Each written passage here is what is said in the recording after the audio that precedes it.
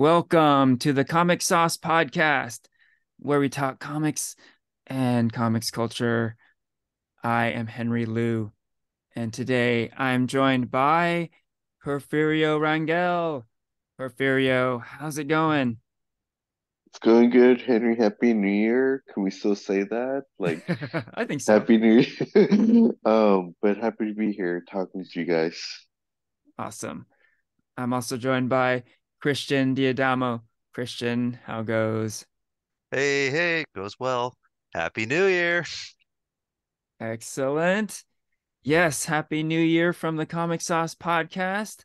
Today is January 11th, 2024, our first episode of the year, and kind of a special episode. We're going to talk about the movies of Hayao Miyazaki, a Studio Ghibli special.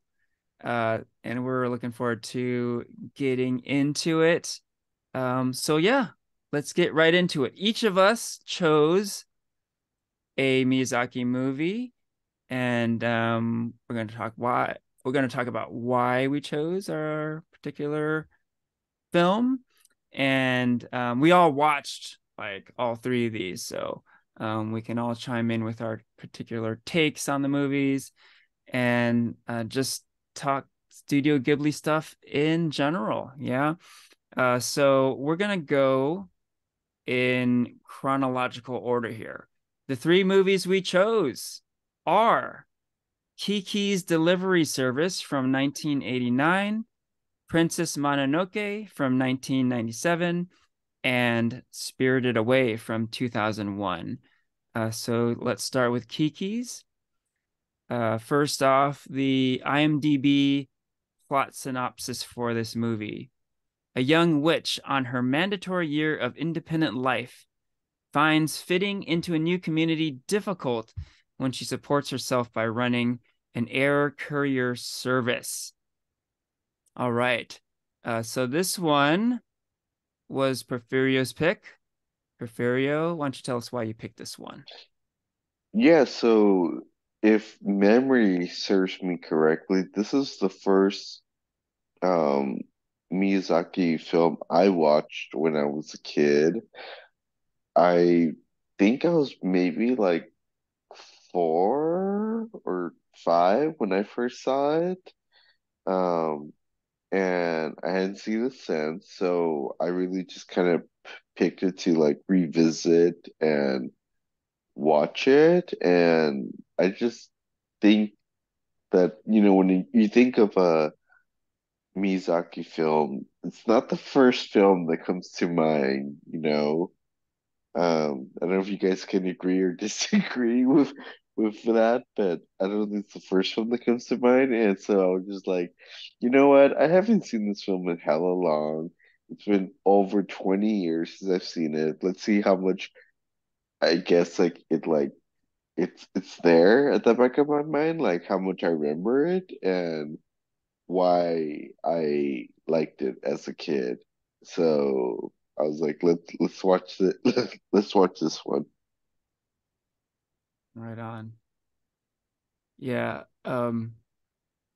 So for all three of these movies, I did have kind of a take on like a pop culture equivalent to the movie. And for this one,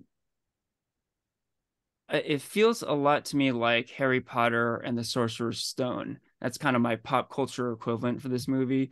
It's not like shot by shot the same by any means, but there are a lot of parallels, yeah.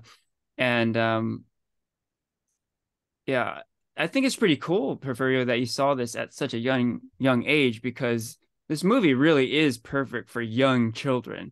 It's rated G. It's very wholesome. It's very gentle. It's like not violent at all, and it's like it really is a kid's movie. So yeah, that's pretty cool. You saw it as a kid and you wanted to revisit it as an Hmm. adult. Pretty cool. Um, but yeah, we don't have like a specific format for today's episode, so feel free to throw out any thoughts. Yeah, Christian, any thoughts on Kiki's Delivery Service? Yeah. So I also watched this when I was a young child. This might also be my first one, I think. It was a long time ago. I was a little older than Porfirio. I think when I watched it, I think it was like 8 or 9. Um, and I think my experience back then, I liked it as a kid, but I think there were also times I think I was like kind of bored by the movie. I remember not wanting to go back to it for a long time. Hmm. Um, I don't think I did. This might be the first time I've seen it since I was a kid. It's like the kind of thing where it's like you like it, but um, you don't really think about going back to it. But I'm glad I did. I think there's actually a lot to really like and appreciate about this movie. Like I'm surprised by how much I ended up really liking this one. Um, let's say like uh I, in terms of like that's funny. The pop culture equivalent I was thinking of is like that really came to mind nowadays. I think in because it's really the vibe, not in like kind of what you see, but the way the movie makes you feel is lo-fi chill hop beats for studying. Oh. And because like, I see a lot of like Ghibli jazz Hmm. YouTube recommendations, things like that. Like, and this kind of feels like it really encapsulates the feel, even though that's not the soundtrack at all. It's a very laid back movie. Or I think the other one I thought of was like Animal Crossing. Mm, It's very low key. It's very, Hmm. it's just kind of like you just kind of hang out with the characters for a couple hours as they kind of go on their day-to-day life. You like the Yeah. characters, so you're kind of in with it. It feels good. It's very easygoing. Um, until the movie, there is a character arc and a climax, but the movie just, you kind of you hang out with them until the movie's over, so to speak. Hmm. Hmm. And I don't mean that in the bad way. I think I really appreciated the vibe of this one, rewatching it now. yeah, I was definitely digging the vibe on this movie too. Um, and yeah, like I think I had a similar sort of reaction earlier versus now, where when I first saw the movie, which man, I really can't remember. It's probably when I was like a young adult. Um, when I first saw it, I enjoyed it, but like I didn't love it, and it definitely wasn't something I wanted to watch over and over or anything like that. I think I really appreciated it a lot more when I saw it again this past week. And yeah, like I think before it felt like, okay, this is kid stuff and maybe a little boring. But watching it just recently, man, the storytelling is really good in this movie. And whereas before it might feel like a movie where the stakes are just like really low and it's just really light and fluffy. I think the way the story unfolds is it's really kind of compelling, when Kiki has her first delivery job and she drops the package into the forest. Man, it was like, oh shit. Like it's something as minor as that, like is like, oh my God, like the whole world is like falling apart because there's so much at stake here for Kiki, right? And we're used to seeing stuff where superheroes are saving the world or, life and death situations. This is, in contrast, like a very kind of minor thing. But again, just the way the story is told, something as small as like a little package falling into the forest is like a major thing. And um, I was really like kind of gripped by the story. And yeah, like I keep thinking how this movie is appropriate for kids and is a kids movie really, but it's it's made in a very mature way. Like there was one aspect of the movie that like I think I completely missed the first time I saw it, and it's how Kiki has this kind of odd social anxiety, and they don't really go into it deeply in the movie, and they don't resolve it in any way, but like throughout the movie, she just has trouble like relating to people, and she doesn't like to be with groups of people, and she's pretty introverted. And it handles it really well because like I saw that, and like in ways I can relate to that. I know people who are like that, and I love how it didn't feel the need to resolve that. Like she didn't she didn't fix her social anxiety, and they don't even really explain it that much. They just kind of show it to you, and they just kind of leave it there, and that was that. Right. Pretty cool. And like for a kids movie to handle like that sort of thing that way, I thought it was really awesome. Yeah, you guys both bring up good points. Yeah, like I said, this is my first time watching like in 20 years, and it's so funny, kind of just like there were certain scenes where I remember watching as a kid, but I think like as a kid I was just like paying attention to like the visuals and the actions, not really like the storyline or the Mm-hmm. dialogue. And so rewatching it, just kind of like filling those like blanks, I was like, oh my gosh, like that's like kind of like what you said, Henry, like this is really beautiful. Um, it's an amazing storyline. Um, what I love about these kind of films is like they're it doesn't have to be like, like a typical like superhero like action filled um story, but like a lot of Miyazaki's works like tell like certain themes or issues at hand, and so throughout the film I was trying to figure out like what it was and stuff, and all I could think about was just like Kiki kind of like being an independent person. She can't wait to leave her home, and she's only 13. She wants to, that's when she starts her whole delivery service and everything. Like she wants to grow up really, really fast. She wants to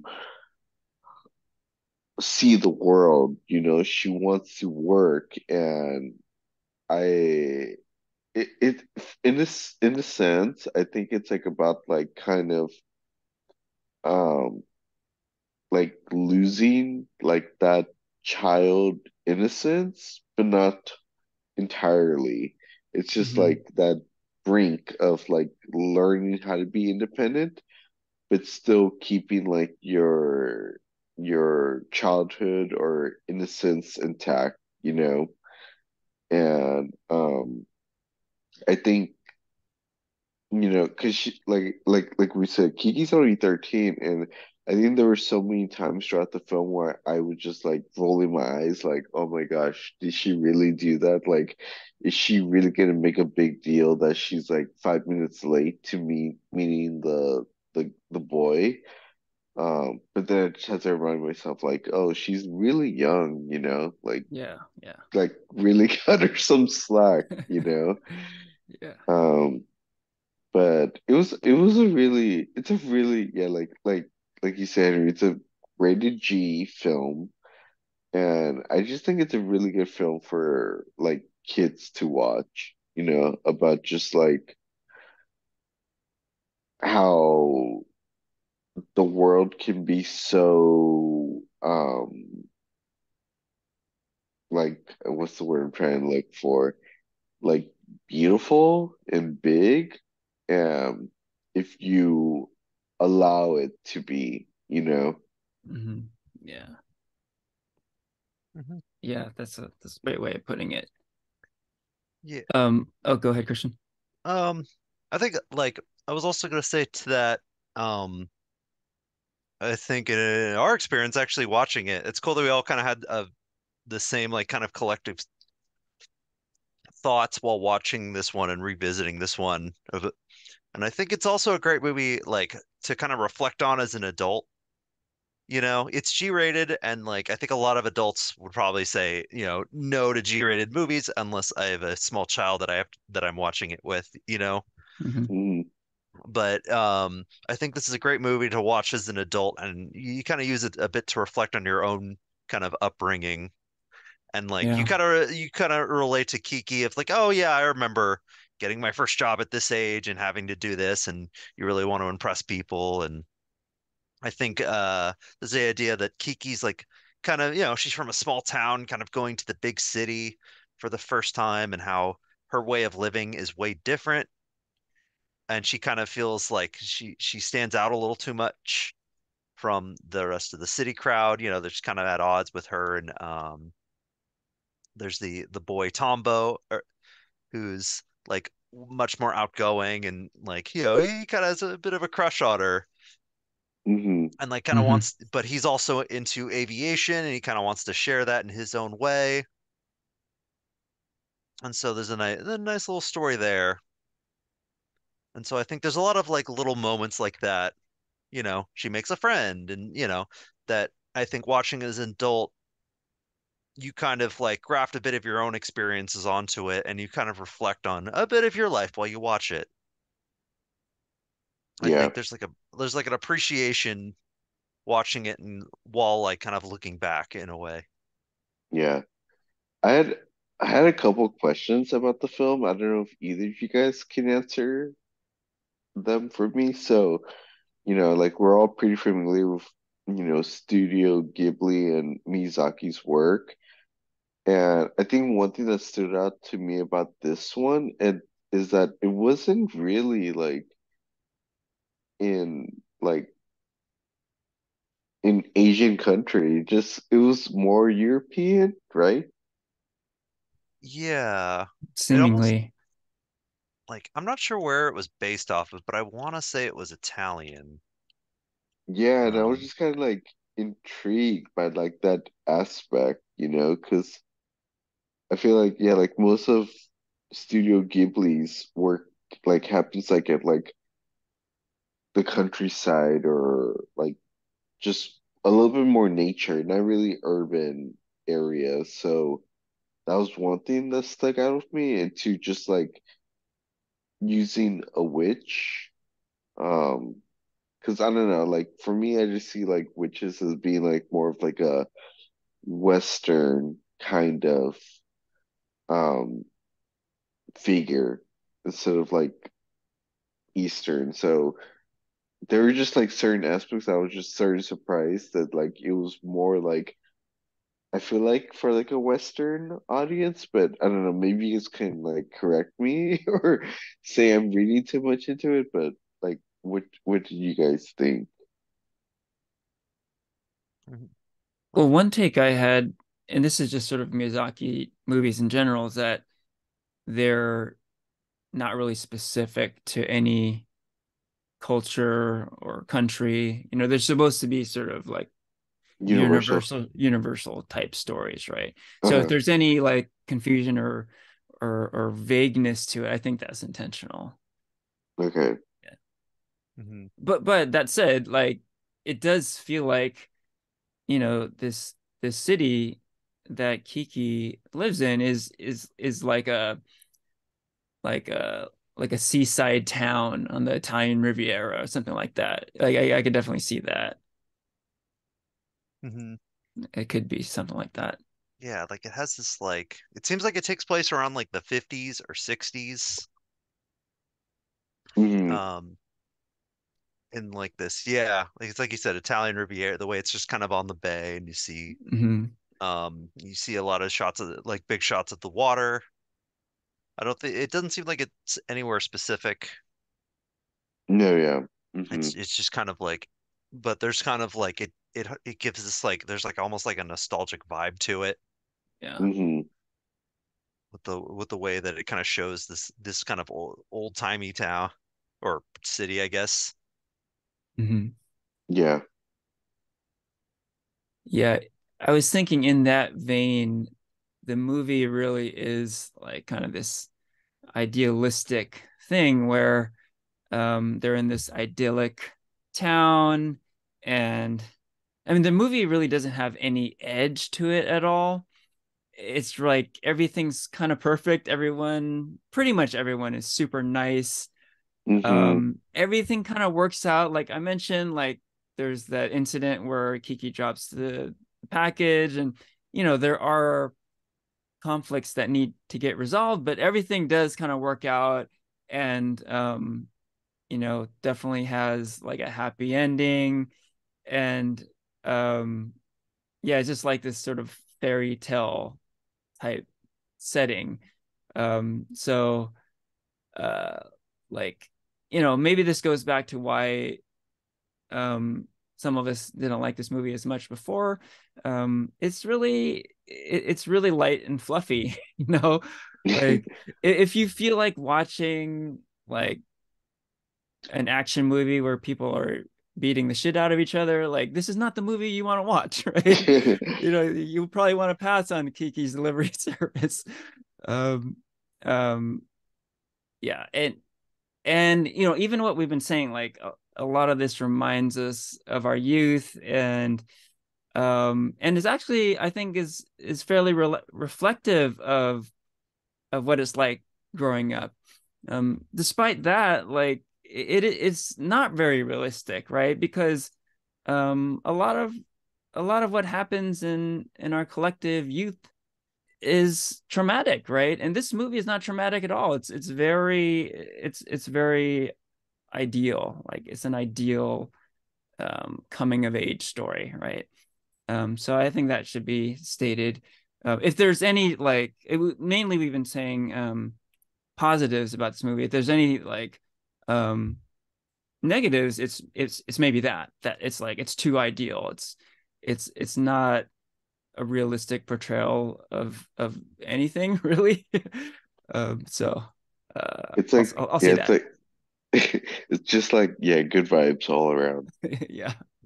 Like, yeah, like for me, I guess like I even like I think like the first like probably half an hour, when she arrives to the city, um, I think what like because you said like you were kind of getting like low key anxiety when she dropped her first gift.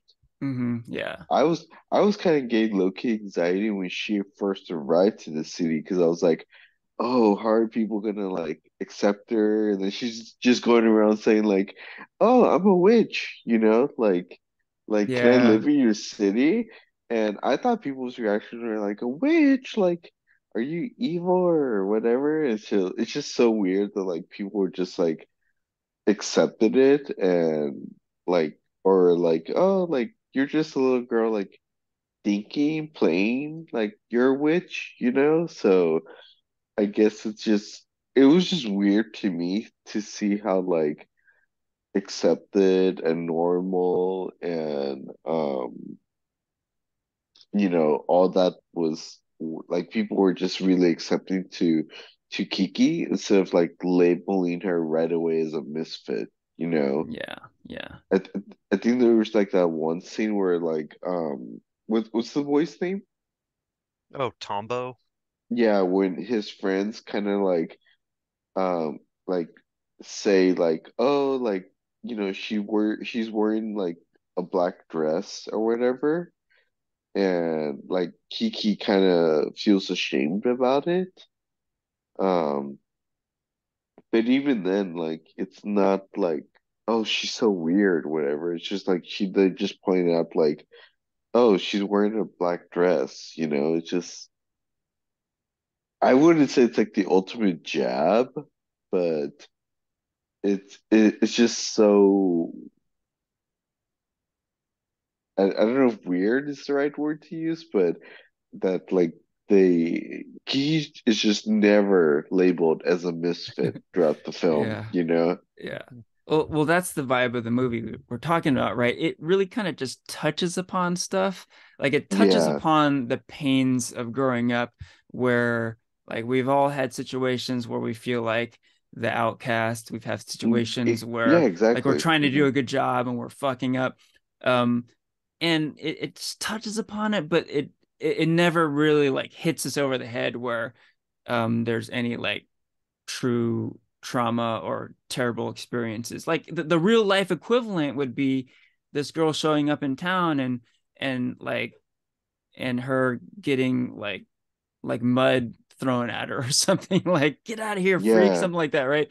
Yeah. Or she gets fired from her delivery service because she failed to deliver the package on time. Like it never reaches that point. It kind of just touches upon it, but then oh no no, it's fine, it's fine, it just worked itself out, no problem. So it's really just kind of light and fluffy like that. Mm-hmm. Mm-hmm. Okay, so we probably don't want to go too much longer on Kiki's. But yeah, any final thoughts? Maybe I'll pose this one. I thought this might be a good one for all three movies. Um, Oftentimes with Miyazaki movies, the question is, what was that movie really about? Um, we don't have to go super deep on this, but any thoughts about like what like the subtext of this movie is? Like what's kind of the Like hidden message here? the theme. Hmm. I my take on it is just like growing up and independence, like I said, like from the get-go, Kiki, she turned 13 and she's just ready to go out into the world at fucking age 13. Like you don't even go to college at that age. Yeah. And it's just her like growing up and thinking she has to get it all like figured out at 13. She's like, I need to find a place to stay to live. I need to learn. I need to know what like how am I gonna make a living? You see her go to the grocery store to like pay for her own groceries, like um so yeah, my take is I think it's just about like growing up, being independent, and kind of just like knowing that like you're gonna mess up. It's not gonna be all perfect, and it's okay, just go forward, and everything's gonna be all right. Yeah, I had a very similar take. Like, I feel like the movie is about a witch and there's magic and there's a talking cat and there's flying and whatnot. But yeah, what it's really about is just what it's like growing up. That's kind of the bottom line. Yeah. Um, when you see stuff like her stressing out about her first delivery job and just dealing with fitting in with friends and stuff, it just reminded me a lot of growing up. And like later in life, you kind of take it for granted. But I remember at that time, oh my God, just doing little things like when I first moved away to college, just doing laundry on my own. Oh my God, it was like super stressful, right? And like just the littlest thing is it could be the end of the world. Like if I mess up Hmm. this laundry, like I don't know what I'm gonna do, So this movie really captures that well, right? Hmm. Seemingly minor things are really amplified like during these years, right? During these coming of age years. So I think, yeah, ultimately that's what the movie's about. Yeah. Like I definitely agree. I think that's very much coming of age, growing up, kind of growing out of your shell, being somewhere new. I think like if I could add anything to that, I think like perseverance is also like I think pretty key, especially in those moments when it's like you have all these little things about your life that you have to figure out. Yeah. Yeah. And I think, you see Kiki persevere. Of course, she has a moment where she kind of loses faith in herself. She is like it's like a kind of like a Spider-Man 2 moment. She can't use her powers, Hmm. but of Yeah. course she kind of like, when she sees Tombo's in trouble, she kind of musters the will to kind of regain her powers and save the day. Kiki like she has her kind of these minor setbacks and things that she's learning, but of course she always kind of perseveres and works herself through it to get that like nice happy ending. Hmm. Indeed. Okay, let's move on to our next movie, Princess Mononoke from 1997, rated PG-13. Here's the synopsis. On a journey to find the cure for a Tataragami's curse, Ashitaka finds himself in the middle of a war between the forest gods and Tatara, a mining colony. In this quest, he also meets San, the Mononoke Hime. All right. So this one was Christian's pick. So Christian, why don't you tell us why you picked it? Yeah, Princess Mononoke. I love this movie. Um, I, it's a movie I saw as a kid, and I was a little bit older. I was probably in middle school, I think, when I saw this one, and I didn't really realize what it was like going into it, and like it blew me away. I thought it was the coolest thing ever. Like, whoa, this movie's epic. It's awesome. It's like Lord of the Rings, but but it's like Japanese, It's got that and like it's like The Legend of Zelda. Oh man, this is like Legend of Zelda the movie. And so I love this as a kid. I love the movie as a kid. I've seen this like a few times and I do still really really like it. I think um this is like definitely like the most action heavy one, while also having some pretty spectacular animation and music, and like it's the definitely like the Miyazaki epic, you know, the Mm-hmm. Miyazaki like action movie. Mhm. And so I always thought this movie was just so cool. So that's why I picked it because I like it so much. Right on. Yeah, you mentioned the Legend of Zelda. I was thinking the same thing. So before I was mentioning pop culture counterparts, yeah, in my mind, the pop culture counterpart to Princess Mononoke is the Legend of Zelda. There are a lot of parallels here. Um, I was thinking like right now, anime adaptations are kind of the cool thing to do now. Star Wars has done it, Scott Pilgrim has done it, etc., etc. Um, they kind of don't need to do it for Legend of Zelda because they've already done it here, right? Yeah, this has a lot of Zelda vibes to it for sure. And another take, it was pretty cool watching this movie right after watching Kiki's Delivery Service because they are very different movies. So Kiki's is rated G, and this one is rated PG-13. Now, I don't know for sure, but I think this is the only PG-13 Miyazaki movie. But it's pretty violent. And to watch it back to back like that is pretty jarring because Kiki's is very gentle, very wholesome. And then almost in the very beginning of Princess Mononoke, you see a dude's head get cut off, literally Mhm. decapitated, right? And there are like multiple decapitations in this movie. So it's a different movie. Like for people who think all Miyazaki movies are the same, like right off the bat here, these two movies are like very different in a lot of ways, the violence level for sure. But also you know, like Kiki's Delivery Service is like, it's kind of like the little girl movie, right? This is definitely like the boy movie. I don't want to like perpetuate gender norms here, but this is very like a boy movie, right? It's an adventure, there's action, and yeah, like we've been saying, like video game type vibes to it. But yeah, I also really like this one, definitely. You got some thoughts, Porfirio?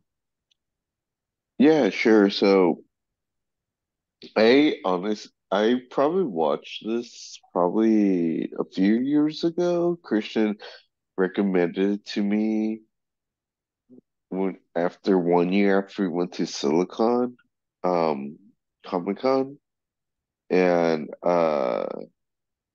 it's totally badass. This movie's just like, we were talking about like Kiki's not being like action packed. This one's just really good. Like there's a lot of good action and there's just so many beautiful scenes, like right off the bat you could kind of tell like what this movie's about, like one of the opening scenes features like a demon boar, and he's just I think he talks about like, oh, like you humans brought uh you guys are all evil or something like that, and like I don't know if you could tell right away what he means by it, but like as you watch the film, you could definitely see that there's like this like disrespect to like nature, like tree life and animal life from like industrialists, who try to profit off like iron and other natural resources. So um, just the scenery and the music, I think, was just it's so beautiful, you know. And then there's violence, of course, which is awesome. But Yeah. but the nature of it is just really soothing, you know. Mhm. Yeah. Yeah, this one is kind of known um for being the movie that brought Studio Ghibli to an international audience, and you can really see why, with the earlier work, it's more like slower type stories and cutesy kind of stuff like Totoro and Kiki's and stuff. Um, but yeah, this one's like action packed. It's got a lot of adventure elements to it, and yeah, seeing it again this past week, you really understand why um, it brought Studio Ghibli to a global stage. It's a story that is like kind of like what we were saying before, it has universal appeal. Yeah. Um, Especially the beginning, like the beginning of the movie. I mean, my juices were flowing, right? Like you hear the story, like this small town and this prince who has this mission where he has to like go see the world and venture out into the unknown. And Porfirio mentioned the demon boar. Like there's this battle with the demon boar, and just like it's all like very exciting. And the imagery is like super cool. Like, yeah, I mean, we could say that for pretty much all the Studio Ghibli movies, but this one in particular, like, yeah, the images you see with like the different animals and the action set pieces and everything, it's really aesthetically awesome. Hmm. Yeah, like I I love the way the demon look is done with like the like kind of gross tendrils that come out of the arms. Yeah. Hmm. Yep.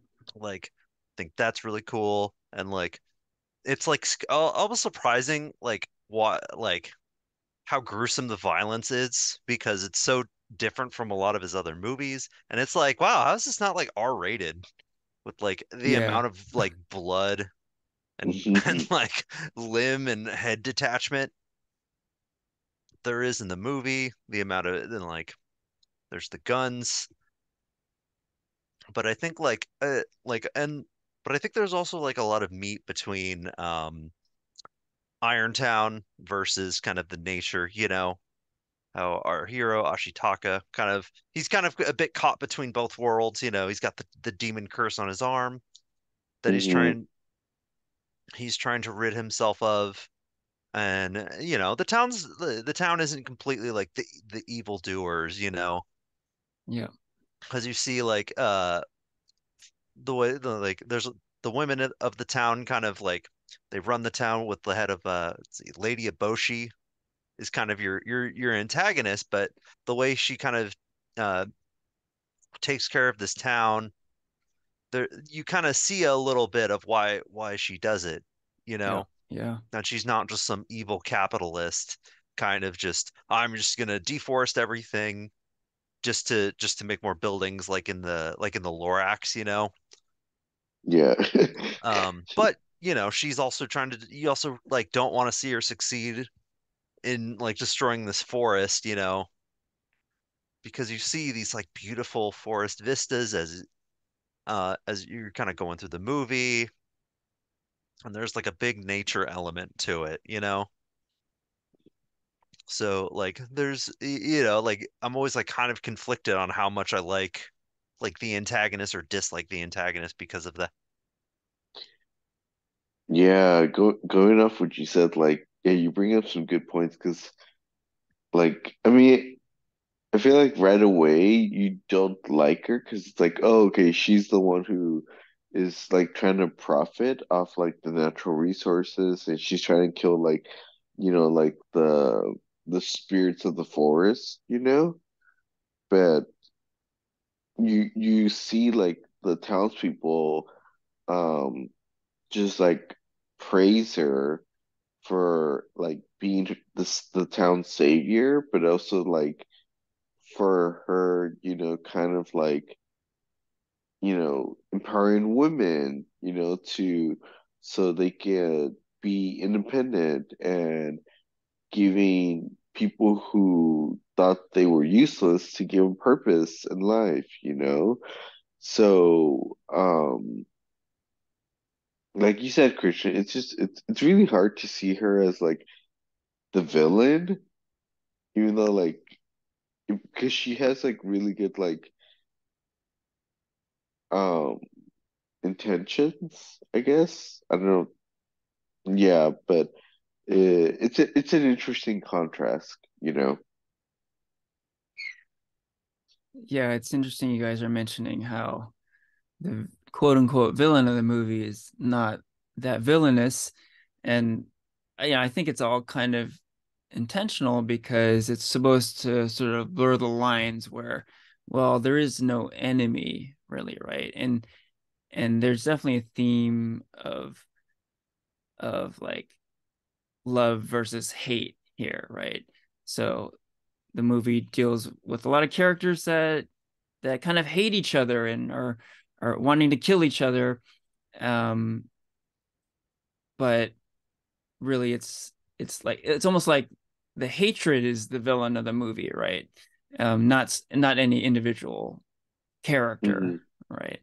And and it's cool like the way the visuals are used because you really see the hatred explicitly, right? You see it where these sort of dark jelly looking things sort of taking over the forest. So you literally see it like you literally see hatred sort of dominating, right? But where like love and acceptance conquers, then like the imagery becomes more lush and green, and sort of nature kind of prevails, right? So a lot of cool imagery to match like the themes that we're seeing in the movie. Hmm. Along those lines, I was thinking um, maybe some of the drawbacks in the movie, um, like I can't get over how awesome like the first half or so of the movie is, where you really get this like exciting action adventure vibe. But it really slows down in the second half, and it really becomes a little more ponderous and introspective, um and it is cool, like it really kind of dives deep into this whole like love versus hate theme, and um kind of protecting nature and environmentalist vibes and stuff. But yeah, if you were like looking to have a huge action dramatic climax, you're not really going to get it in this movie. It's kind of a weird ending, yeah, and a little vague and confusing. Um, but yeah, I'm curious your guys' take on the ending of the movie, because it's really not your typical like action adventure ending, right? Yeah, like they do like it is interesting that like you're right, the movie does slow down a lot. And while there is kind of like a bit, there's some action at the end, um, as Lady Eboshi's trying to kill the forest spirit, and you get like the big kind of like monster that it becomes, where they like return the head. Hmm. Um, you do have that, but yeah, you're right. It is much more like it is a lot slower after like pretty much once he kind of goes into the forest with San and he leaves Irontown for a bit. And but yeah, I do think the very end of the movie it does end kind of abruptly, you know. Once they return the head, you just get a very quick scene of what the characters are going to do next. And then that is kind of it where it's just all right, I'm gonna go do this thing in Irontown, and then Son goes back to the forest, and that's just kind of it at the end. Feels like, and then you get a little quick shot of the little forest spirits, the Koroks, and the and then that is kind of it, where you're just like, well, I kind of wish it was you kind of got a bit more on the resolution once they return the head, you know. Mhm. But yeah, I do see that as a bit of a drawback. But I don't know. What do you think, Porfirio? Um, yeah, I mean, like, I guess the way I interpret it was just like, like I don't want to sound like Lion King here, but like that's the circle of life, like there is no like definitive like answer to like what's like how I guess like humans and nature can like coexist. And it's just gonna be like an ongoing conflict that maybe does not have an answer and still needs to be figured out, but like at least like there's a conversation going on about what could happen. Um, and so that's how I interpreted it. And I guess that's how I became like more like at ease with my interpretation that's like, okay, like there's no right or wrong answer. Nobody's like right, nobody's correct. And that like both parties, like nature and humans, can go about their business and then just like yeah, like learn how to um do their own thing and coexist in silence with one another. Oh yeah, there's a good take. That it doesn't need a big resolution Hmm. because in Yeah, a way there is no true resolution. Yeah. exactly. Yeah. Yeah. Yeah. When I was watching this movie for the first time, I did feel like kind of let down. Like I wanted that big action spectacle ending, but if that if this movie had that ending, it would kind of go against the whole theme of the movie, right? Like two sides battling each other and one side coming out victorious. Like that's not really Mm-hmm. the point of the movie, right? Yeah. Um, on that note, maybe we can talk a little bit about, what is this movie really about? I had some thoughts, but what do you guys think? What's the subtext here? Um, You want to go first, Christian? yeah, I'll start. This is your pick. I guess I mean, we touched about on it pretty big. There's like kind of like this push pull between like human nature versus the humans, versus Hmm. industrializing versus like human society and how sometimes, and how they can be at odds with each other, you know, and how they're like there's kind of like we don't really like to see what how Lady Eboshi going out deforesting, killing animals, but we do see how that does benefit the town and how there's like many sides to kind of that issue in a way. And also, there's also a way to kind of for nature and humans to coexist with each other. There's kind of like a respect that they do kind of form for each other at the end, to Mhm. be careful of nature, and don't go too far, while still kind of coexisting with it, It's like it's a very environmentalist message. Hmm. Yeah, as we know right now, a very important message. Yes. Yeah. Yeah, very similar to what Christian said. I think to me, I think the message of the film is like yeah, it's definitely an environmental film, despite all the violence in it. Um, but two, it's just like respect nature, because even though like it is a film about like coexisting between like humans and nature, I feel like there was more like screen time and importance to like the nature side, because you have like that big spirit of the forest um figure, which looks like Godzilla, Yeah.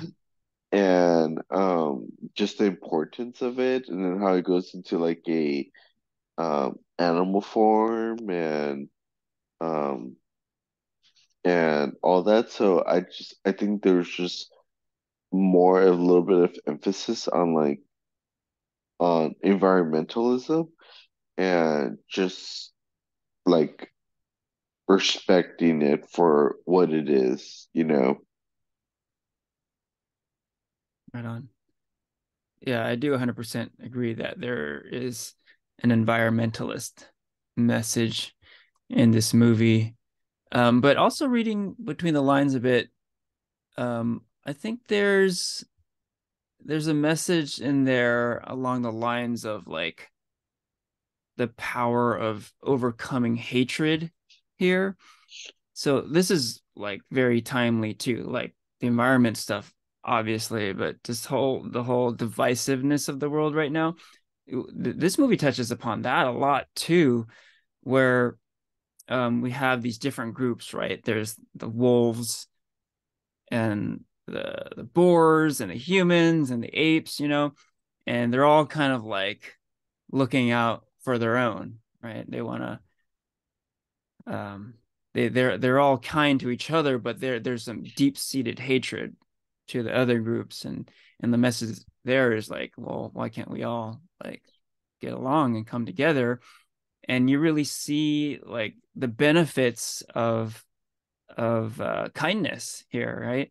So I love the way it sets it up, how um it starts with Ashitaka getting this curse, right? And he gets caught up in this thing that he had nothing to do with, right? There's this demon boar that comes to his village and he fights it off successfully, but he gets infected. And it's sort of like the hatred that birthed this demon boar had nothing to do with him. He wasn't at war with any of these groups, but he got caught up in it, right? Hmm. um and so it sort of shows like hatred can really like carry over and really become a sickness, right? And we've been talking about that, where like you really see explicitly the hatred just sort of like seeping out over the world. um but then Ashitaka takes the stance of like, well, I choose not to be that way, right? And a lot of people are confused. They're like, wait, why is he doing all this? Why is he risking his life to help these groups that like he has nothing to do with, right? Um, but then ultimately, like his acts of kindness really pay off, not for him just himself, but for everyone, right? So there's a pretty cool message there, right? Like right now, the world is so divisive and there's so much hate. Like, you know, if if there's an approach more like this that we see in this film, it's a beautiful thing where compassion and kindness and love can really conquer. Yeah, Hmm. Hmm. Yeah, well said. right on. Okay, moving on. The third movie is Spirited Away from 2001, rated PG. Here's the synopsis. During her family's move to the suburbs, a sullen 10-year-old girl wanders into a world ruled by gods, witches, and spirits. a world where humans are changed into beasts. Okay, so this one was my pick. So I'll give a little background why I picked this one. Um, yeah, so I think a common a common take on Miyazaki movies is that they're very dreamlike. Yeah, they're like peering into someone's dreams, right? I think in that vein, this is like the ultimate Miyazaki movie because it really feels like you're watching a dream. It Hmm. has this very cool surrealist imagery to it, and yeah, again, probably more than any other Miyazaki movie, it does feel like you're watching somebody's dream, which I think it's so cool. Like I'm sort of drawn to surrealist imagery, so yeah, kind of a no-brainer that I really fell in love with this one when I first saw it, and upon subsequent viewings, I think it really does hold up. It's a great movie. It really is. Um, Pop culture counterpart, I think this one is very much like Alice in Wonderland, another very surrealist story. But yeah, both feature a young girl who is like thrown into this wild, bizarre world. Yeah. So yeah, what did you guys think? Any takes off the bat here on Spirited Away? So let me see. What was the record that that film had for the longest time? Like best like Uh, Japan yeah, animated highest film? Like grossing film. I think it was our like total highest grossing film of all time for a while. yeah, until like my or Demon Slayer Yeah, like Demon Slayer broke Mugen it. Train, I think, Okay. took Yeah. that title away from the. Okay, yeah. The only reason I bring that up is because I remember like yeah, when Demon Slayer took that title, I watched it, and so that was like during the pandemic. And so I'm fairly new, I guess, to this film. And when I first watched it, I was like, oh, yeah, I can see why this movie is like had like that record, like for like most like box office like Japanese animated film or whatever title it had. And it it's just a really great film. It's it has a really like slow pace in terms of what it wants to say, and like the visuals, like you said, Henry, are so surreal. Like so many of the characters and um scenes are just things that you could only make up and think of like, wow, I can't believe they did that or whatever. Mhm. Like the the lady in charge. I can't remember her name, but like how her body is made. It's like why those choices, Like there are just so many things that like I guess as someone who loves film that I'm like, why did they choose it to do this? Why this color? Why this shape? And I feel like that this film, out of the three films, a lot of when I first watched, I was like, why this? Why that? Why this? And um, as the film goes on, I feel like it kind of explains a lot of those questions, and it's just a really good movie. Mhm. Like I watched this movie. I think I watched it, I was a young kid again. I watched it, I think around the same time as like I watched Princess Mononoke and like this movie is definitely like much more on the surreal side. I do remember liking it as a kid. I'm not 100% sure what I thought about it, but it's such a like whimsical journey that you can't help but just be like swept up in. Hmm. And I think Hmm. of the like Ghibli animation is always has always been pretty spectacular, but I think this one is really one where they just really kind of flex that animation muscle of theirs and really Hmm. get to show off for some like pretty gorgeous scenes. And like the way the bathhouse is done is so like vibrant and like full of life and full of like creativity, the way the different like spirits are and like the way everything moves, you know. And like when you see the work like seeing the like kind of the spirit in the middle that they have to give a bath to that like smells really bad. Mm, That gives what was it Chihiro that little like special gift. Like in that kind of part in the middle of the movie where she's working at the bathhouse. yeah, I think is like really, really well done. And the way you kind of see just this like work environment, you know, kind of play out, which I also think kind of like especially watching as adult, yeah, as a working adult. Um well, Kiki's Delivery Service is kind of it's also kind of about, a young girl kind of finding her way in the world and getting a job at the same time.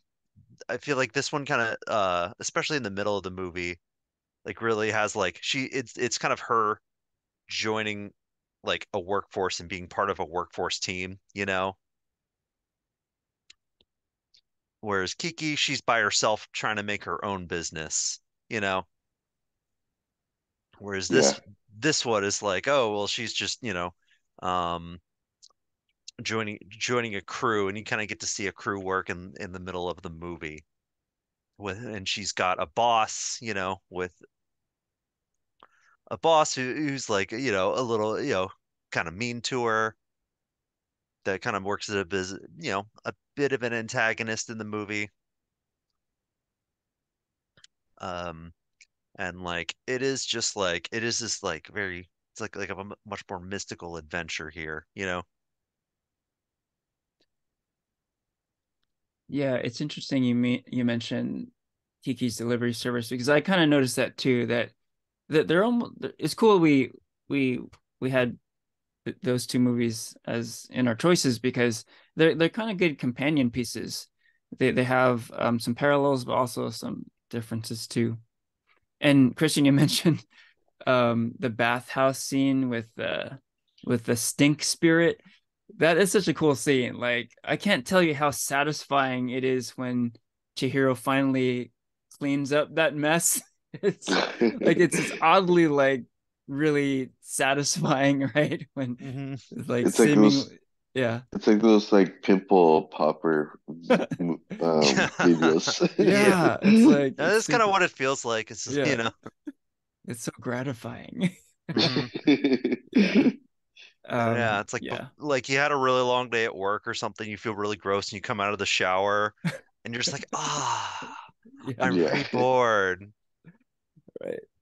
And she's pulling out all the stops. She's using those tags and getting the special ingredients for the deep cleaning and stuff. And it's like yeah. really cool. um yeah, there are so many great scenes in this movie. Like maybe my favorite scene is near the end when Chihiro is riding the train. It's like a ghost train. Man, that is cool. Like that is maybe the most dreamlike this movie gets, where it seems like the passengers on the train are ghosts, and like the stops along the way are like barely there. They're just like kind of fragments, and it's almost like parts of it kind of reminded me of like Inception, where it's like, is that really theirs? Like, or is that what is that? It's like a dream, and it's just so cool. And at one point, like later on in the journey, it's just like these weird kind of neon flashes just kind of go by in the distance, and you're just like, what is that? And yeah, with this movie, like, yeah, at first, kind of like what you're saying, Porfirio, there are a lot of questions like, oh wait, what's happening? Who's that? And why are the parents turning into pigs and stuff? But then like pretty soon, like into it, like you just go with it. You're just like, oh my God, this is just wild. And you just go for the hmm ride. hmm Um, so pretty awesome in that respect. But it makes me think like maybe we can try to address some of these questions. To me, this movie is the ultimate, like, what is this about Miyazaki movie? Like, why are we seeing what we're seeing? Um, I mean, there are so many questions, but I don't know. Like, I mean, we could just spitball. Like, why do the parents turn into pigs? Why is the woman running uh this place? Like, why does she have like an enormous head? I you could go on and on. Every scene there are just like so many questions, right? So I don't Who know. Yeah. is No Face? Yeah, wait, who is that? No Face is like the coolest thing, like one of the coolest characters in the movie. Like, and character design wise, I love it. But again, it's like, who is that? Like, why? Why is it? Why is it doing what it's doing? So many Yeah. questions. Hmm. Yeah, like, and I think there's a lot of different like interpretations you can have of this movie. Yeah. Like it's so Yeah. dreamlike and so like in a way you kind of graft a bit of yourself when you're like trying to decipher it, kind of like Kiki's Delivery Service, but in like a much different fashion. Yeah. Yeah. Whereas Kiki is Is very real, whereas this one is very like surreal, you know? yeah. Hmm. Hmm. Is there Christian, is there an answer to what no face is and symbolizes? I don't know. I guess like um without like I guess a lot of people have their own kind of ideas of what No Face is. I guess he's like this like spirit that like, he has gold powers and then he gets angry and starts eating people hmm and just starts Hmm. like I don't know. Like watching it this time, I was thinking like what this movie's about. It's almost like there's this like theme of like I almost want to say there's like a bit of like the seven deadly sins a little bit, but it kind of hmm not all seven I think are like present in the movie. hmm Um, I feel like it seems like it's like the movie's about greed and gluttony in a way. Yeah. Like that's what I was thinking. Mm. Yeah. Yeah, to be honest, like the first time I watched it, I had to cheat and look up what this movie was about. But the number one thing that stood out to me, what this movie's about, is definitely like what you said, Christian, greed. Um, I guess like consumerism, because there's like a couple scenes where like like for instance, the parents, they turn to pigs because they become like greedy with eating food that's not for them, you know. And but like I feel like that, like I know Henry said for Kiki's Delivery Service that there's not really like a total like specific area where that happens, but I feel like that is such a jab to like Western culture, like Mm-hmm. the parents turning to pigs, like I feel like that's just a Western thing that like us here in the US, we have like this like big emphasis on like um doing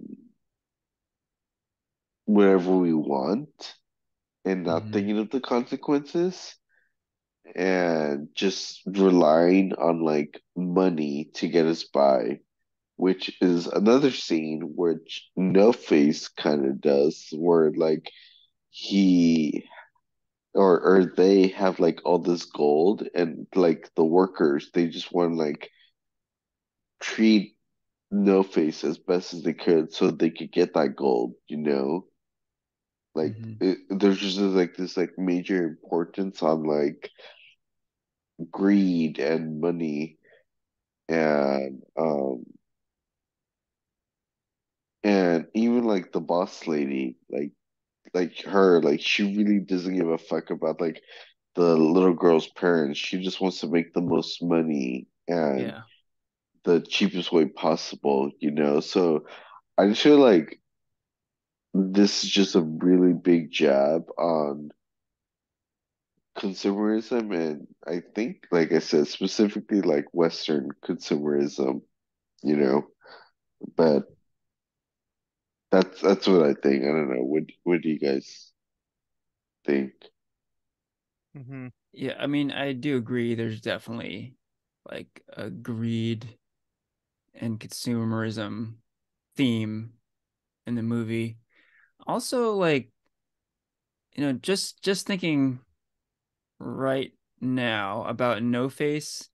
Like this is just kind of without any like prior thought, but I was thinking like No Face is like is is a character that like it could be anyone, right? Literally No Face, right? It could be anyone, and it's like it sort of represents how um like the way we treat people is how they'll treat you kind of thing, where No Face is pretty chill, but once you approach him with the attitude of like, oh, what can I get out of this person? Um, then No Face becomes like you, right? Like once they realize that No Face could give them gold, they're like, oh, let's get all the gold we can have out of this guy, right? And then he becomes Hmm. greedy also. He wants to eat everything, and he even ends up eating some people in the process, right?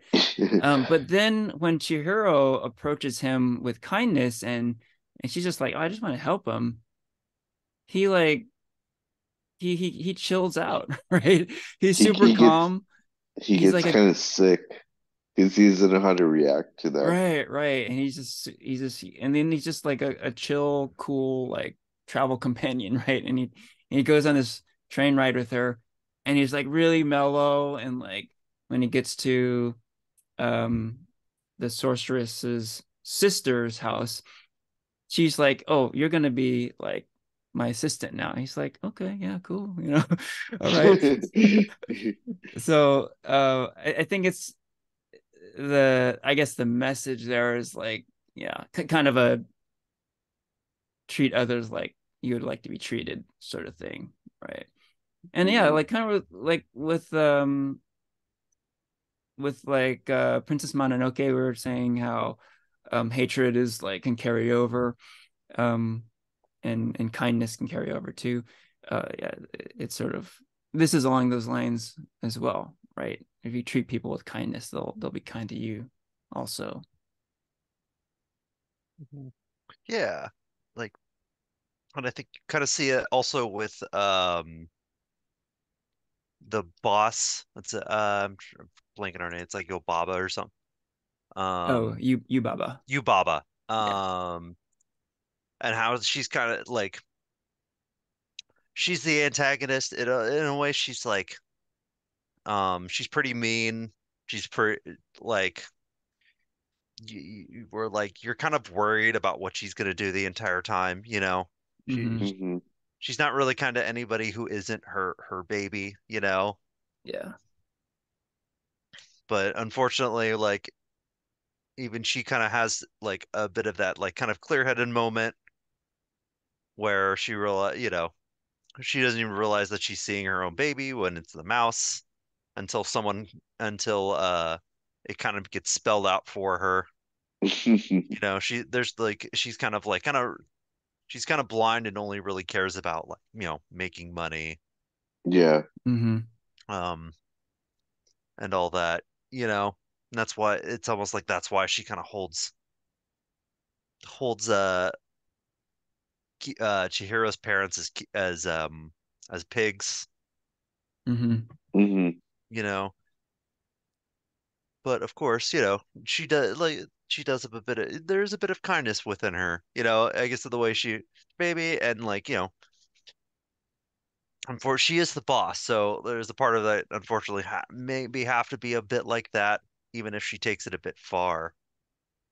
And I think another thing kind of about the kindness, if you kind of know like in this kind of spirit world, everybody kind of looks down on humans, you know. There's a Hmm. bad smell to humans Yeah. that Yeah, Chihiro has. You know, they look down on them. But in a way, they're kind of guilty about of kind of some of the same like sins as humans are, you know, with the greed and the gluttony. But it's really the human that kind of sets things right, you know, Hmm. and with no face and kind of solves the issues, you know, because she kind of reaches out the helping hand, the olive branch, you know. yeah, So in a way, like they learn something from the human to be, you know, sometimes like we think of like to be human is to be bad, but sometimes to be human is to be kind, you know. To be human is to help others, you know. yeah.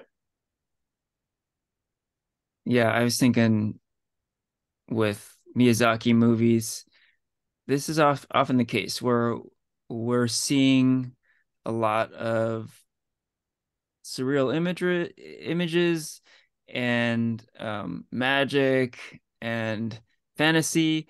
But when when it really comes down to it, it really is reflective of like real life, real human life.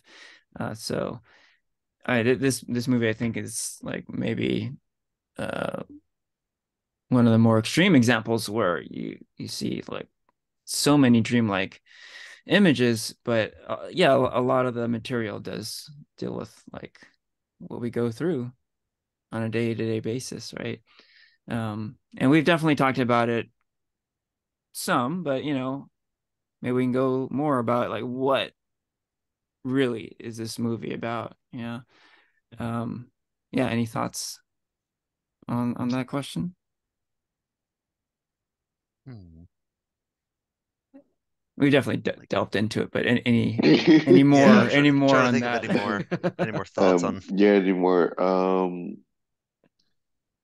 I mean, the only this is more of a question than an answer, but like I was trying to like figure out like what was the point of using spirits, just because in my culture and Latino culture, like spirits are, like kind of like, like the the all-knowing wisdom figures, the ones that maybe are trapped between like the afterlife and this world and whatever. Um, the guiding kind of aspect. And so for this, I was just trying to figure out like does why spirits? Because like you said, Henry, like humans are like um disgusting and looked down upon. So it's like why are spirits like the main focus throughout the film? Because they are not all kind Yeah. and they are not all like um wisdom and all knowing. So um I guess like yeah, I was just trying to figure out like why spirits because yeah, from what I could tell it just seems like okay, like spirits are also just as imperfect as humans, but like there still has to be a reason why spirits were used, and I just could not for the life of me think of an answer to that. Hmm. Actually, man, I think you're kind of getting onto something uh where spirits are kind of like all-knowing and spirits are meant to be wise. And Mm, like if you think of the yeah, there's but also think of like parents as also being that, especially as a young child, you know. But as you can see, the parents are the ones who kind of get into trouble. The parents are the ones who the dad just drives off the road and the parents come turn into pigs because they just start eating everything in sight when it's presented to him. Whereas Chihiro's like the one who like steps away and says, I don't feel comfortable with this. This is not right. You know? And how maybe this like young girl is really kind of the wisest one of all. and how like there's kind of maybe there's a wisdom in youth a bit. Maybe there's a bit of um something like kind of good within her that that I think maybe people lose as they grow up, you know, Hmm. that maybe they kind of become a bit too cynical of the world. Maybe they become a bit too you know, maybe a bit more mean-spirited as they grow up, and they kind of lose that more childlike wonder and childlike, you know, um, like in a way a kindness. Of course, you know, not all kids are kind.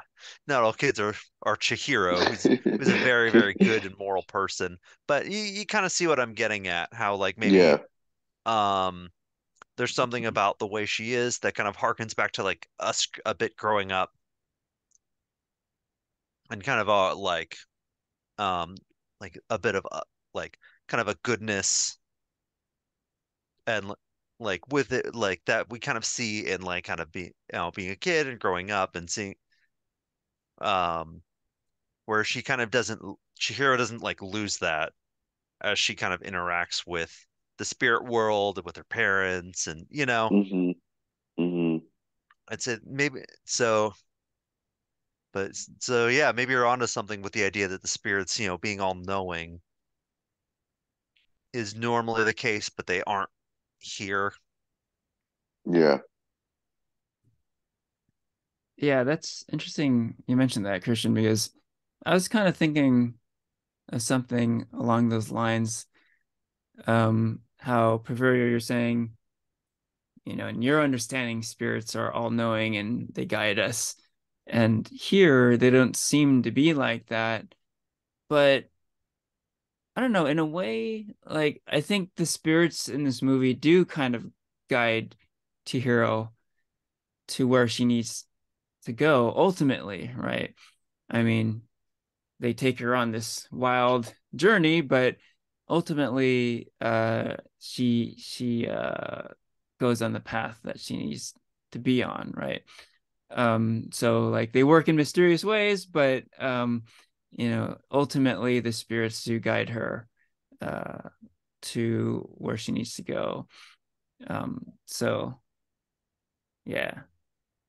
And just kind of delving more into it a bit, like I was thinking more on a surface level. Like I was just kind of asking myself, like, what happened in this movie exactly? How can you explain the sequence of events?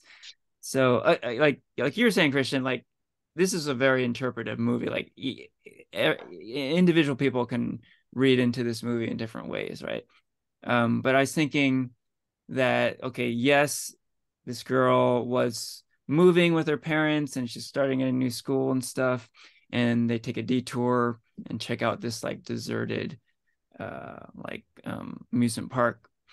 um but I was thinking, like, okay, maybe they decided to have like a picnic there, and like she fell asleep and the whole thing was like a dream, and the end is when they go back to the car, and that actually was when she was awake again, right? So that was like my literal take of me making sense of like what happened, right? But like, yeah, then the bigger question, of course, is like what is it? What is this about? What does this mean exactly, right? So I like the idea of sort of comparing this with Kiki's Delivery Service, because that movie is a girl who's like growing up. That movie's about growing up, coming of age, right? And she has responsibilities in her life for basically the first time, and she has to mature, right? And this one similarly is a young girl dealing with a transitional phase in her life. But instead of the theme of growing up and maturing and taking on responsibility, I think the message here is retain your youth and cherish your past, right? Because there's this whole thing about like remembering your name, and there's the character Haku Mm. who forgets his name, and she Hmm. helps him remember it. So there's a lot of value in like remembering who you were, right? So Hmm. I feel like this is like almost kind of the opposite of Kiki's Delivery Service, where instead of let's move on, it's time to grow up. This is sort of like let's cherish our youth while you still can before it's too late, right? Mm-hmm. Um, so I think that's a pretty big message in the movie, I think. And yeah, also interestingly, like kind of tied into that is I think there's like kind of a mental wellness aspect to this movie where like a lot of the messaging in the movie is stuff that is reminiscent of like some of the wellness stuff that I've been kind of getting into since COVID. I think a lot of the world is like kind of dabbled in meditation and just wellness techniques and stuff. But I've dipped a toe in some of that stuff, and a lot of the messaging is kind of along those along the lines of what this movie has to say. I think where her parents kind of go off the deep end, like full bore into consumerism, and they're literally like eating themselves to death, right? Turning themselves into pigs, literally. Um, and then Chihiro is like, in order to survive, she has to remember who she is and just kind of be mindful of her past and just not like mindlessly move forward and just consume, consume, consume, right? Um, so there's like this message of being mindful of your past and also of like reflecting on who you are. Like there's a lot of like kind of introspection, right? Of like she has to know her roots and just not forget where she came from, kind of thing. So yeah, in a disjointed way, I think that's a lot of what the movie's trying to say. Mm-hmm. Hmm. Yeah, I think so. And like, and I think that speaks to just like the amount of like wonder in the movie, like childlike wonder. Yeah, yeah. Imagination. Yeah, Hmm. Yeah, Mm-hmm. yeah, there's a lot of imagination in this movie. yeah. Yes. All right. So those are the three movies we covered. Um, we got a little bit of time here. I think we can kind of talk about Miyazaki in general and just yeah, general thoughts. Um, oh, here's one I might throw out to you guys. Do we see any commonality with these movies? I think we all agree they're very different movies. But is there like some parallels with these three we want to call out?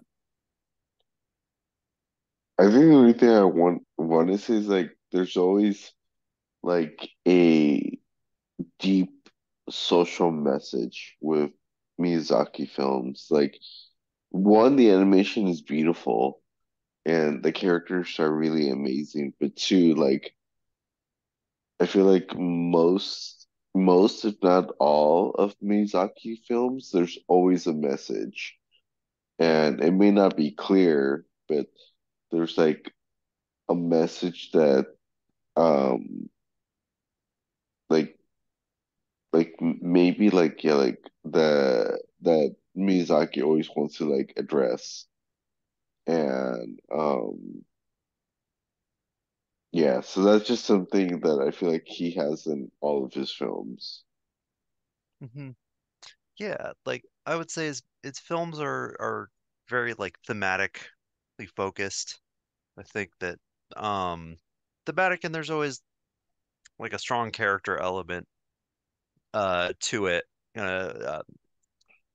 Whereas like like the way he tells plots are usually like the plots are always kind of just there in the background.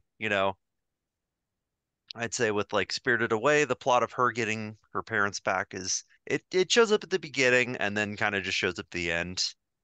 Whereas a lot of the big chunk of the middle is kind of like exploring like the sets and the themes and like Hmm.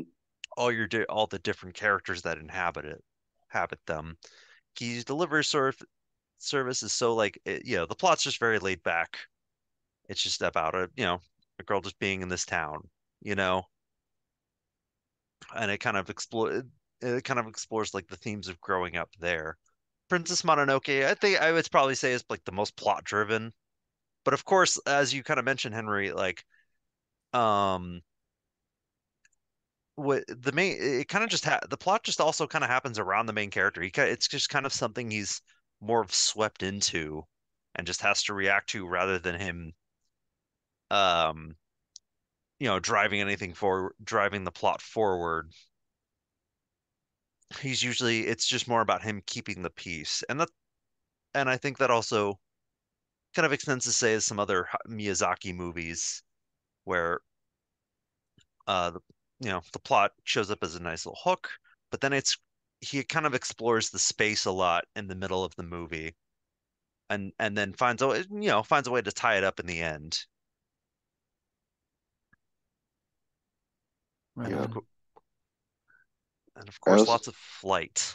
Like Oh Miyazaki loves yeah. planes, and so there's always a lot of flight in his movie. Princess Mononoke, not so much. That I don't. It doesn't really seem like there's really any flight in that one. Well, the Of course, the arrows are flying. I guess the arrows, Yeah, yeah. right. There you But go. like every other movie is always about planes and flight. Porco Rosso, The Wind Rises, or Kiki's Right. Delivery Service, She Flies. Yeah. Nausicaa.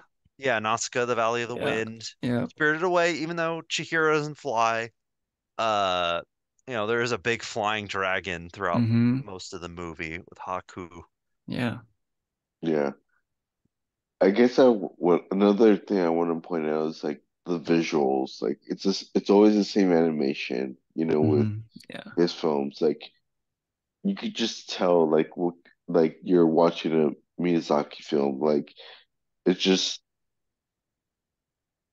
I don't even know how to describe it, but like you look at like Kiki's Spirit Away and uh Princess Mononoke, even his recent film, The Boy and the Heroine, like it just all looks like they could all exist in the same universe because they're just all visually the same animation, you know? Yeah. Oh, I love that. I love the fact that all the movies have the same animation style. And even with the movies that we covered today, I mean, there's 12-year difference.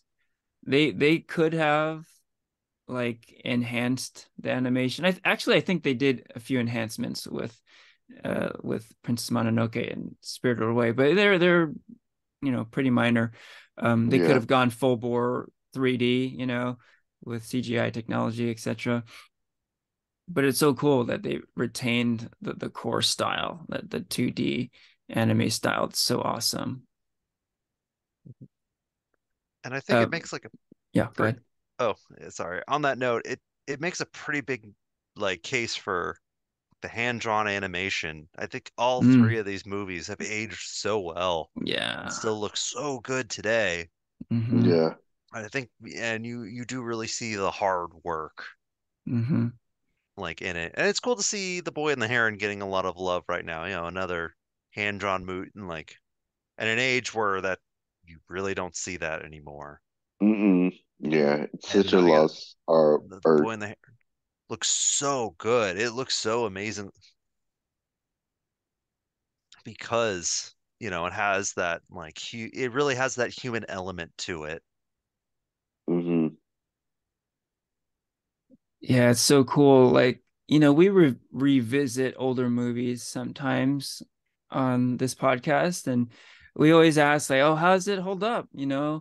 A movie from, I don't know, 2018. Like, does it feel dated now? But I mean, these movies, we're talking about movies that are 20, 30 years old, and like they really hold up. They really, really hold up well, and it's really a beautiful thing. Yeah, you can't even like with these movies, and even like again, like just at The Boy the Heroine, which was just released last year, like I'm pretty sure like just ask anybody who's never seen any of these films and they could probably not tell you like what year they Mm, these films were released, yeah. or like that any of these films, like Kiki's Delivery Service, was released back in the 80s, you Hmm. know? Yeah. Yeah. Hey, real quick, going back to like common themes. That's cool you called out Flight, Christian, because yeah, now that you mention it, yeah, that we see that a lot with Miyazaki. But yeah, I jotted down a few when watching these three. Um, so one is the power of kindness. We've talked about that quite a bit actually already. But the beauty of nature. There's always like nature elements in these movies.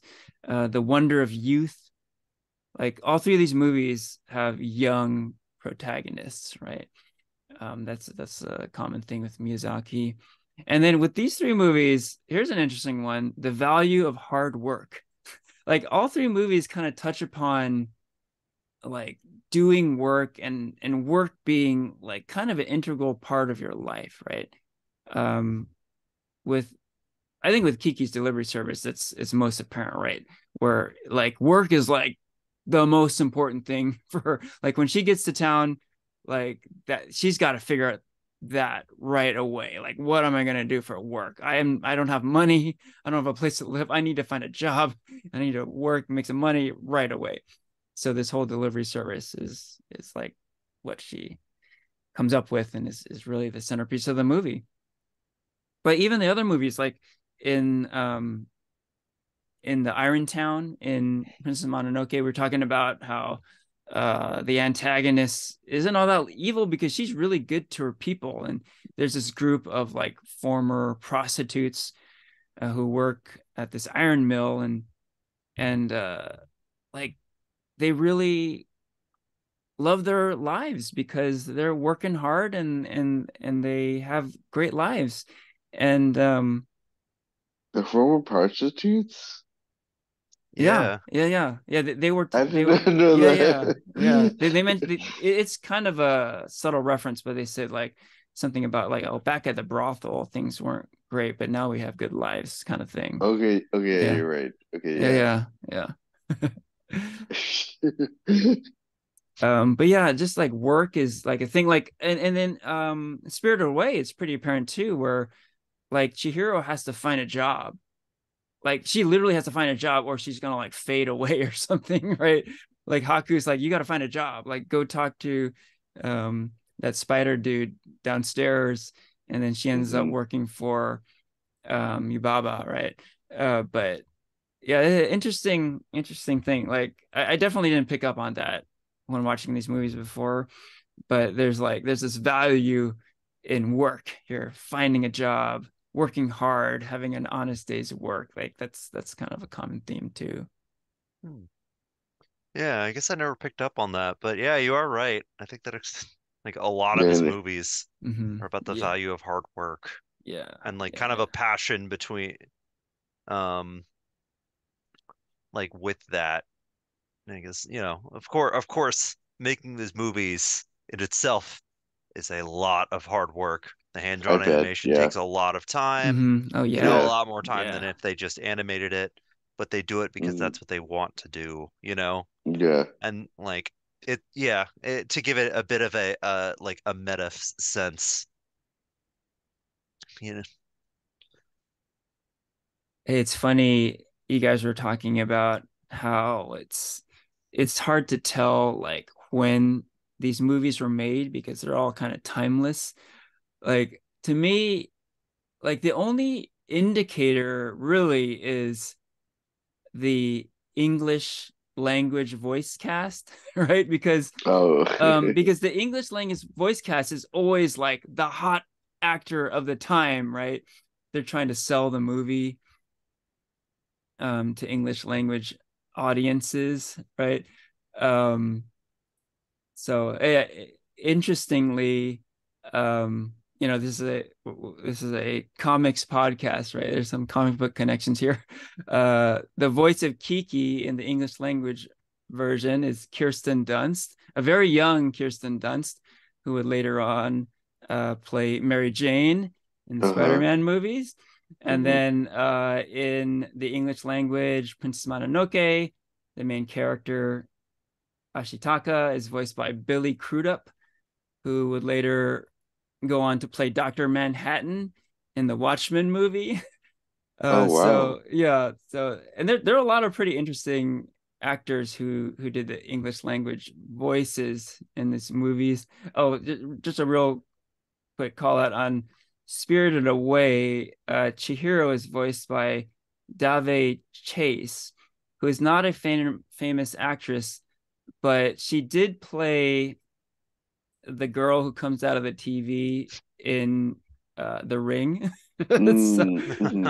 so Oh pretty God. cool resume. Like she played that girl and she voiced Chihiro in Spirited Away, Hmm. so pretty awesome. Um, and that brings me to the next topic: subs, not dubs? Question mark.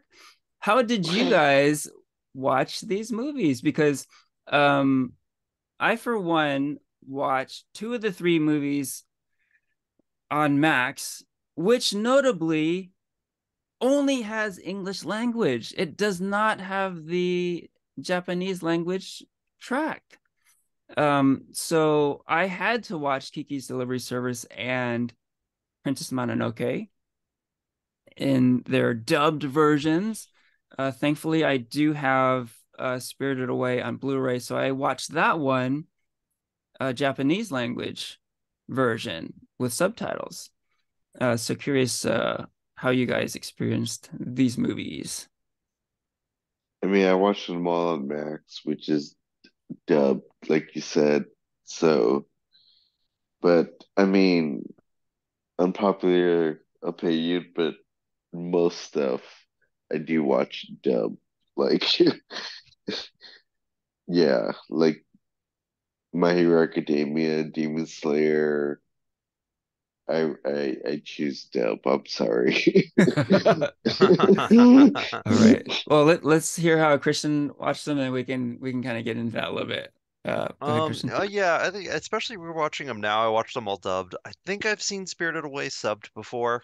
Um, but yeah, mostly dub on Ghibli movies. The dub on Ghibli movies are always really good, and like you said, I always have like big actors in them. Hmm. Yeah. Like, going past this, The Boy and the Heron has Mark Hamill in it. Like, Yeah. All I right. think there's one with Christian Bale in a Oh, dub. I yeah. think Howl's Moving Castle. Yeah, Howl's Moving Castle is Christian Bale. I think George Clooney's in Ponyo. I think. Um, so Christian Bale's also in The Boy and the Heroine. oh Oh, yeah, that's right. He's right in The on. Boy and the Heron. Um, And so is Robert Patterson. Two Batmans. yeah, exactly. Like, let's see. Oh, Matt Damon's in Ponyo. Okay. Let's see. And like, you could see like all these like big names, like kind of big actors show up to do these voice roles for these movies. Hmm. So it is, I think it is cool to see it. I do think the dubs are, always like pretty well done. Now, I did see it was cool to see The Boy and the Heron. I saw that dubbed actually. That was the only time I can get a ticket for when I watched it in the theaters. Hmm. But the theater was packed, so it was really cool to be in like a fully packed theater for you know, um a subbed movie, Hmm. and everyone was like really into it too. That's cool. Wait. You said you saw it sub or dub in the Um, theater? I saw The Boy and the Heron subbed in theater. Oh, okay. Okay. I Cool. may have seen, I think I also went to I saw Spirited Away in the theater years ago when they re-released it. They also really re-released it in sub because you could watch Mm, either. okay. But yeah, most of these I watched dub, Hmm. the Oh, I easiest to okay. think find. I think the only movie I've seen in theater that's sub is when all of us went to go watch Godzilla. Oh Yeah. yeah. Godzilla minus one. Yeah. Yeah. Okay. This is an interesting little mini conversation. Like, generally speaking. The prevailing preference is subbed for anime. Um, and it seems like with us, we're pop culture heads. We're pretty deep into this stuff, and you would think, the exquisite tastes of us three would be more on Fine. the subbed side, but we're all pretty clearly okay with dubs. I don't know. What are you guys' thoughts about this whole debate here? I'll let you go first, Christian. Of course, it always depends.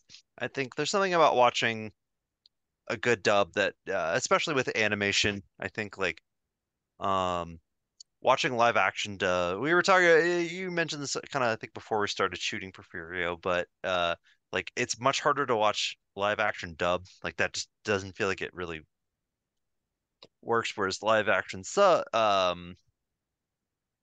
act or animation dubbed um like is much easier to I think handle and like I think especially if it's a good dub, I think I would prefer like a good dub. It's my own Mm, in English. It's my own language. I do think with just anime, some dubs are I've seen some pretty bad anime dubs out there or dubs that aren't nearly as good as the sub. And of course, with that there can be um a few mistranslations here or some things that just don't sound, I think, 100% correct. Ghibli movies have a lot of money behind them and are much bigger productions. So of course, I think those dubs are all really good, but of course, with just your typical like anime series that might not have that level of production, might not be able to get the best voice actors that they can. Um, there are times where they've, fallen short, and the sub is definitely the superior way yeah. to watch it and feels like in a bit of like the right way, feels like you're not missing anything. But I do enjoy a good dub. Some of my favorite animes that I've seen, I really really like the dub of. Yeah, for me, like I said, I prefer dub. I'm sorry. Yeah, like honestly, I prefer dub just because, sometimes like I do watch some of these stuff like anime or like non-English films like in the background, and I just rather listen. I could listen to it instead of like I just feel like with sub, which nothing wrong with it. Like fucking sub is also just as good because you get there. I feel like there's more intensity with sub, but you have to watch it. Like you can't be doing anything else besides like watching it. You can't have it on this background or whatever. And so I guess that's why I prefer dub, but just because it's easier to follow and I could be doing other things while listening to all the action and dialogue that's going on. Got it. Yeah, you guys make good points. Like Christian, you mentioned how with animation, um, dubbing isn't as big a deal, like as big of a drawback, right? I totally agree. I totally agree. Whereas with live action, dubs are usually just like the kiss of death, basically. With animation, there's a lot more leeway there, definitely.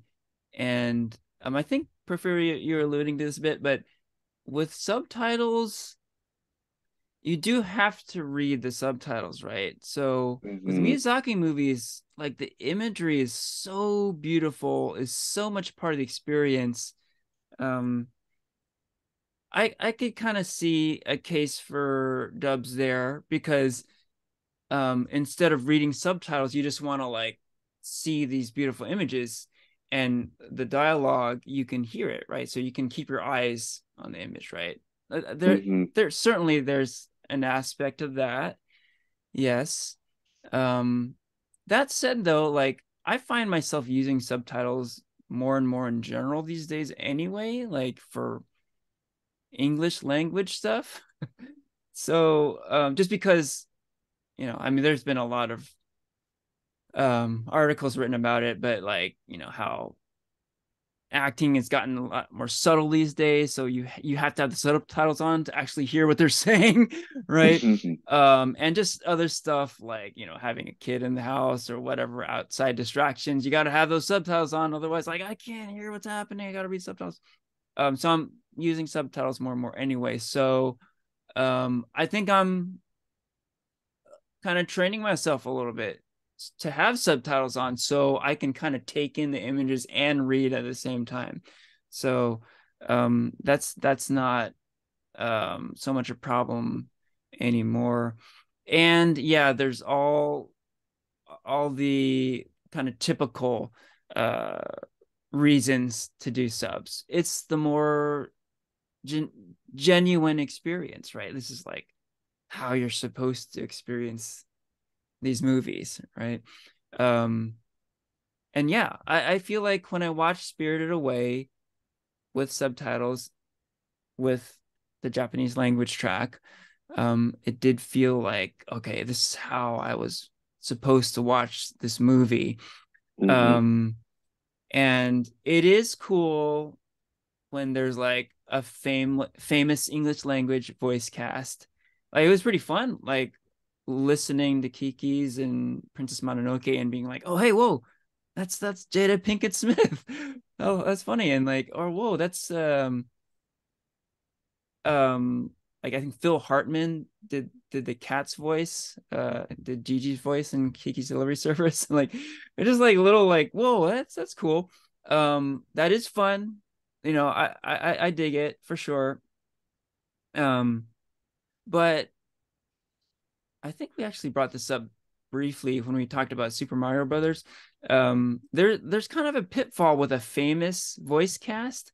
Instead of hearing the character, you're hearing the actor, right? Mm-hmm. So, like, Hmm. I think we talked about like, oh man, Chris Pratt as Mario. Like, I'm gonna be thinking of Star Lord the whole time.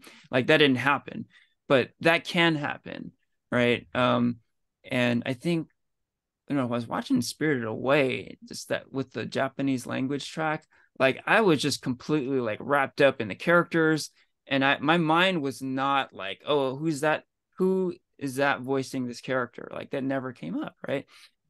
So again, it's like just more of the genuine experience, um, like um, no distractions, right? I can focus on this movie, this story, these characters. I think there's a lot of I understand the support for dubs in anime, but yeah, ultimately I think subs is the way to go. Yeah, subs are the original way. There you go. All right. Any last thoughts on Hayao Miyazaki? This is a pretty fun episode to do, I think. Hmm. Yeah, And like I need to watch more of his films. Yeah, I do he too. does have like a pretty great filmography. I think since yeah, I guess reflecting on it, as a whole, especially because The Boy and the Heron might be his last movie. Um, but I do think he is like one of the great like auteurs.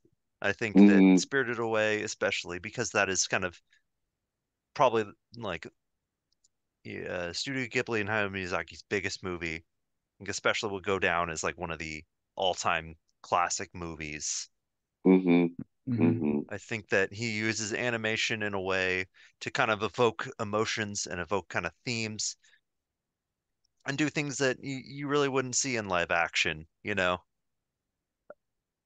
And he does it in a very like kind of genuine, kind of personable way. I think that like uh, there's something about growing up watching his movies that feels like it feels like a big part of like in a way growing up because his movies are about growing up. And even though you don't have to be a kid and grow up with these movies to in a way to to grow up with these movies. I think that there's something a bit also reflective when coming back as an adult. It's like you said, like Kiki's Delivery Service, maybe a G-rated movie, but it's still like a very mature take Hmm. on growing up, Yeah. Yeah, and there's a lot of nuance to it. So, yeah, I think he is one of the great auteurs of cinema, for especially Agreed. sure. in the animation realm. Yeah. Yeah. Oh, I had a quick thought. Yeah. This didn't come up too much, but uh, there's a very calming feeling watching a Miyazaki movie. Like it's so different watching these movies compared to a lot of other stuff we watch, action movies and horror movies and comedies where, there's a very like visceral response when you see a great action scene, right? You get amped up, or a good comedy will make you laugh your ass off. A good horror movie will scare the shit out of you. But with Miyazaki movies, you don't get those sort of extreme feelings, right? It's just like it's chill, right? You get calmed down.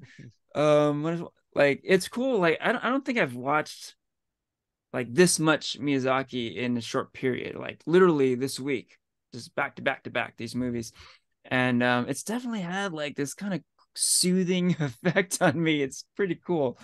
And yeah, it's a different experience. And I, personally, I think I need more of it. Watching, you know, action movies, superhero movies like over and over again, loud, explosions all the time. Like, it's kind of numbing after a while, right? So I think this is a good like sort of antidote to that.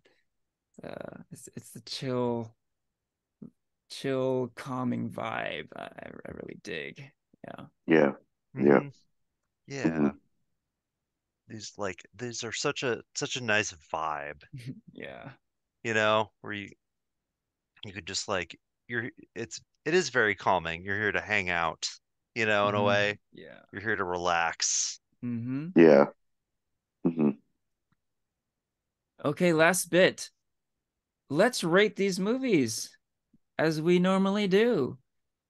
How would you rate Kiki's Delivery Service, Princess Mononoke, and Spirited Away? Who wants to start? I'll go first. All right. So Kiki's, I'll rate it 4 out of 5. I enjoyed it for the most part. I like the message. I just think like what Henry said, I just think it was too uh perfect. Like there was just like no mistakes within the film. And I I was like, no, that's not how the real world is, I guess, Yeah. whatever. But so I'll give that one a 4 out of 5. Princess Mononoke, I'll give that one also a 4 out of 5. Great action, great message. And I think ultimately what I agree with both of you is that like it kind of just like towards the second part of the film, it was just kind of slow. And yeah, I think just like the pace of the film just kind of like turned me off at the second half. And then but it's a good film, really good film. Definitely love it and recommend it and love the message. And then Spirit Away, 5 out of 5.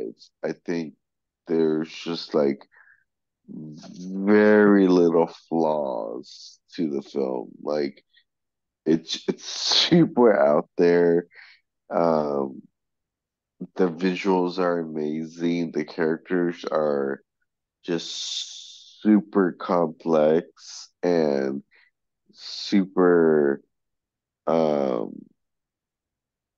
like there's a lot to digest with those characters, and the the storyline is just super good. So 5 out of 5 for that one. Yeah. Awesome. How Oh, about you, Christian? pretty much reflect that. I think yeah, Kiki's Delivery Service. I'll go a 4 out of 5. Great time. It is, yeah. But I do agree you almost have to be in a bit of the right mood for it. Mhm. Otherwise, it might come be a bit too slow. Which I kind of was the first time I watched it when I was, much younger. But it is just such a nice, it's just a nice vibe. Um, with Princess Mononoke, I think I might, I love this movie so much. I think I'll bump it up to a 5. Um, just because I think it's just so cool and so epic. And, just, I'm a really big Legend of Zelda fan. So 5 out of 5. There you go. Um, Spirited Away, yeah, I could also give that a 5. I think that it is like, I think just the spectacle of what you're watching is so surreal, so well done, and also like really puts you in this like very whimsical, dreamlike headspace as you watch it. And like it's like there's things that I've seen this movie probably the most. I think it's just kind of come on around and I've just found myself watching it a little more than the others. But I still find myself like kind of learning new things and kind of new interpretations, even as we were talking about it through the podcast. There's kind of different things you kind of think about, and oh, maybe this is kind of like this. So, but I feel very similarly about all three of these movies. I think they're all definitely some of his best ones. Cool, cool. All right. So my ratings, yeah, definitely positive across the board for me as well. Um, I would give Kiki's a 4 out of 5. Definitely enjoyed this one a lot, and more than I thought I would. I kind of went in expecting more of like a 3, but I found this movie to be delightful, a gentle, wholesome, delightful movie for sure. Um, and yeah, it's not really like a realistic story, but um, yeah, it did surprise me. We keep mentioning how it handles um, subject matter that is um, appropriate for young children, but it's handled in a mature way. Yeah, and it's a lot of fun, and it's great storytelling. Princess Mononoke, excellent movie. Really enjoyed it when it came out, and enjoyed it again when I saw it recently. Yeah, I think I've seen this movie a number of times through the years, and always enjoy it. And yeah, I keep going back to the beginning of the movie. I think it's the best opening act of a Miyazaki movie that I've ever seen. Um, for those who think these movies are boring and slow, like this is the counter argument here, right? Watch the first act of Princess Mononoke, and you like you won't have that opinion. Okay, Spirited Away. Oh, 4 out of 5 for Princess Mononoke. Spirited Away, same as you guys, man. 5 out of 5. This is a masterpiece. Um, yeah, it's a dream come to life. It's witnessing someone's dream on a screen. It's a beautiful thing. Um, and yeah, I mean, what more can we say about it? Uh, yeah, I do like the fact that it's a great movie. It has amazing visuals. Um, but it's also, like I was saying earlier, the ultimate Miyazaki movie. It's reflective of his body of work as a whole, right? Um, so I mean, it is kind of basic because so many people have seen it, and it is kind of widely regarded as his best work. But there's a reason for that. Go see this movie, Hmm. and like if it's almost like you have to recommend this movie to someone who hasn't seen a Miyazaki movie. It's sort of like, okay, you haven't seen it, like start with this one because if you're only going to see one, this is the one, right? Or it could be like, it's so good that you're going to want to watch more of these, right? Um, and you're going to get a lot of what you got from this one because, like I'm saying, it is reflective of his other movies. So yeah, you want that Miyazaki dreamlike visuals. Check this out. You're gonna dig it. All right. With that, we can wrap up the episode. This is Farewell from Henry, Porfirio, and Christian.